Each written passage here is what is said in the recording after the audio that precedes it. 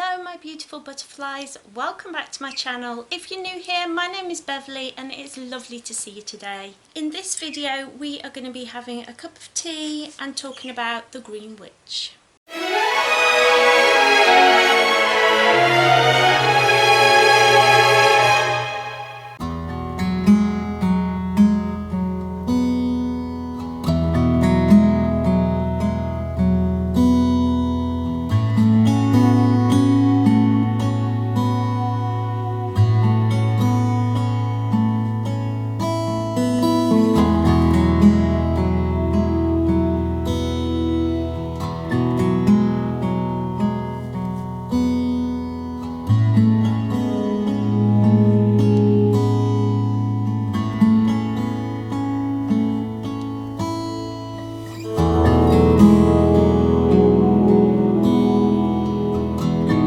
So before we get talking about the book, we need to talk about the tea. This tea is called Forest. It felt like the perfect choice to pair with the Green Witch, which is such a good book.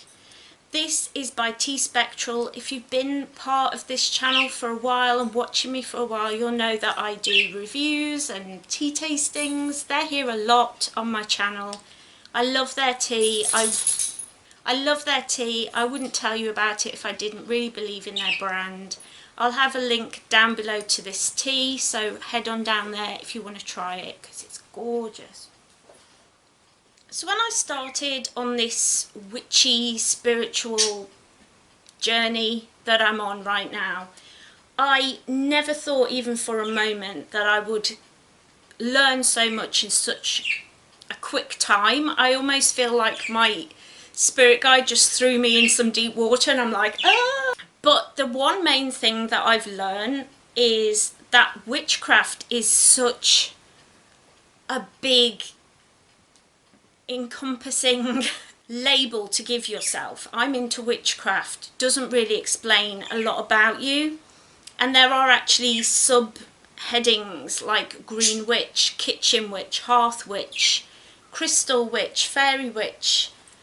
You name it, there's a witch for it. And there's even like cyber witches, who are witches that deal mostly with online and have businesses that encompass the whole world because of the internet, which is amazing. When I first discovered the fact that there were all these different labels, little subsections, I was like, oh my gosh, what am I? Because that's one of the big questions, like what kind of witch are you? What is your interest? And so I was like, what do I enjoy? And a lot of things that I learned about was there's clues from your childhood. So when I was a child, I loved connecting stones. And so I started getting into crystals and that sort of thing. And then I was like, but I also really enjoyed being in the garden and being in nature. So am I a Green Witch? And in came this book. So this is by Aaron Murphy Hiscock. You can get it on Amazon, all the usual places. I will, as always, have an affiliate link down below in the description. So if you buy through that link at no extra cost to you, I get a little bit of money to help with running this channel so that I can buy more books to review. Everyone's a winner. So feel free to head down there and buy this book if you're interested in it.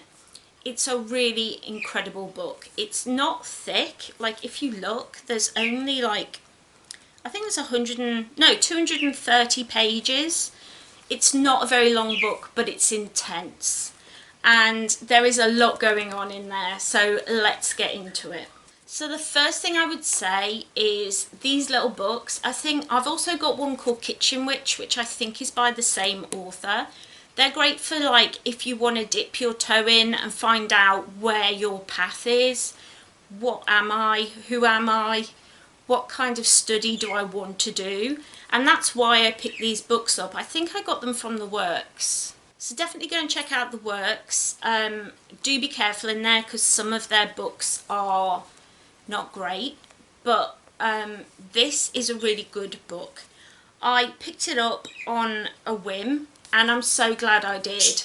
I've always been interested in nature, working with trees, working with plants and stuff. And so I picked this book up and I was like, let's read about this. As you can see, I have underlined and highlighted a lot. There is a lot of information. For a little book, I didn't expect it to be this jam-packed. And I don't know if you found the same when reading this book, that it's just a lot. It feels a little bit overwhelming. It's almost like a little compendium, like it's got each plant, each flower, each herb, and the meanings behind each of those things, as well as how to work with them, as well as more general exercises and pieces in here. So it is a really good book, but it's a lot. So I would definitely warn you of that.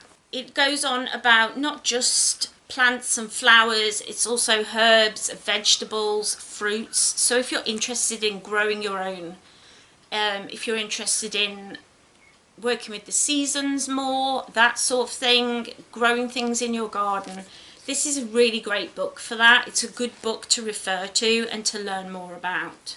I did one great exercise in this. I can't remember where it was, but it talked about invoking the 4 elements, working with the energies. As you know, I'm very interested in elemental magic, and that really like sparked the joy in me, like working with the 4 energies, working with plant energy. I really enjoyed that part of the book, and I got a hell of a lot out of it. Just the seasonal rituals, the things that you should be looking at. Do be careful though, because this is, once again, as 98% books about witchcraft, this is Wicca based, and so it's got all the their holidays and things, but don't think that you have to be Wicca to walk this path. You don't at all.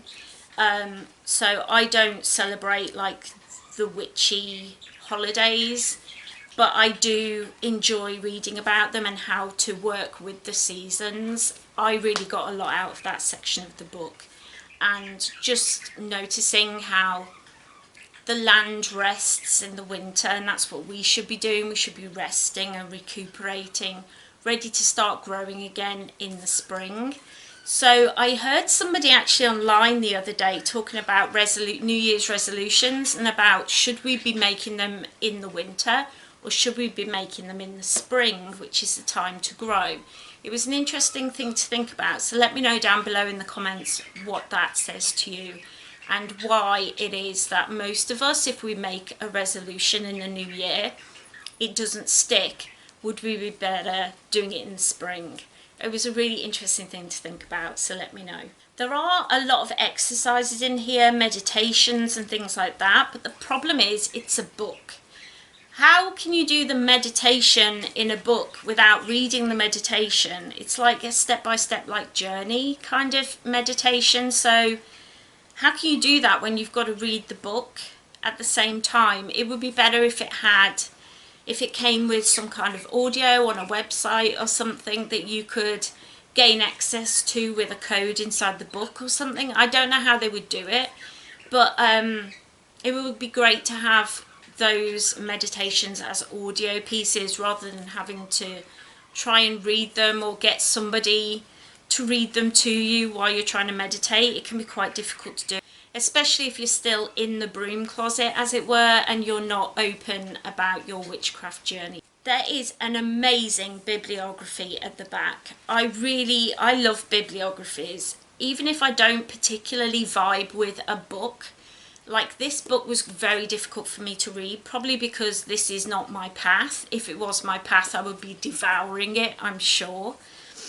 But the bibliography at the back was incredible, and I have saved many of the books into my wish list, and I will be reading them in future brews and book reviews. So keep your peepers peeled for those, and make sure you're subscribed if you enjoy this kind of thing, because I love having a cup of tea and reading a book. What's better than that? What goes better together than a brew and a book review, you know? Overall, it's a fantastic book. I really enjoyed reading it. I learned a lot about how to connect with plants, how to work seasonally with plants, as well as just how to use my senses more, use my energy more to connect with the world around me, rather than trying to be mindful and failing because I'm not paying attention to the energy around me. And that really changed things for me. It was a big moment, one of those big ding light bulb moments. And I really wish that I could have gotten even more out of the book, but it was a lot to take in. Like I say, it's a really short book. I've highlighted a lot of it, and I'm sure I will be coming back to this book again and again to read things and to look things up. But it was a lot of information in a short volume.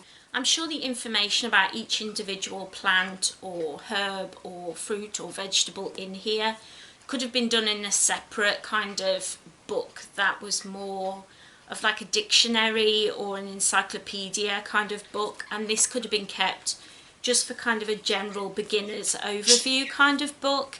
I don't know if you felt the same, but I really feel like this isn't a beginner's book. This is kind of an intermediate book. At times it felt very much over my head, and I felt like I wasn't connecting with it because there was just too much information, and I felt like I was kind of drowning in it all and feeling like, how do I actually use this in my day-to-day practice? What do I do in a day-to-day thing?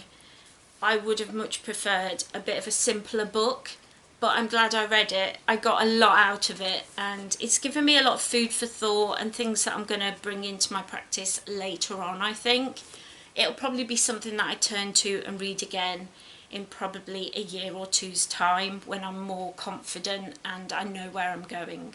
But I will say, if you feel drawn to nature, if you feel drawn to the Green Witch path, give it a read, give it a try, because it's in doing the exercises, it's in reading the book that you can really start to feel out whether this is really for you, or if it's just something that you're interested in and will be a side interest for you, which is where I think green witchcraft will be for me personally. I can't see myself, making dried herbs myself or growing plants myself, but I could see myself buying, say, from Etsy. There are a lot of witchy stores on Etsy. I could see myself buying tinctures and things like that to bring it into my practice without the actual work around it, if that makes sense. So I really enjoyed this book. If you've read this book, if you are a green witch, if you're interested in this kind of thing, let's get talking down in the comments right down there.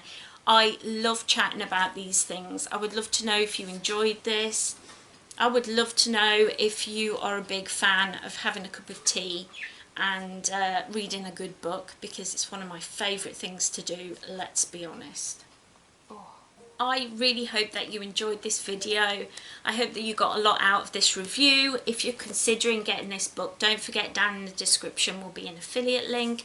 Doesn't cost you anything extra, but will give me a little bit of money to help me to keep doing book reviews like this. If you enjoyed this video, don't forget to head down there and leave it a cheeky little like, so I know that you enjoyed this video, that you enjoyed this review, and you want to see more videos like this.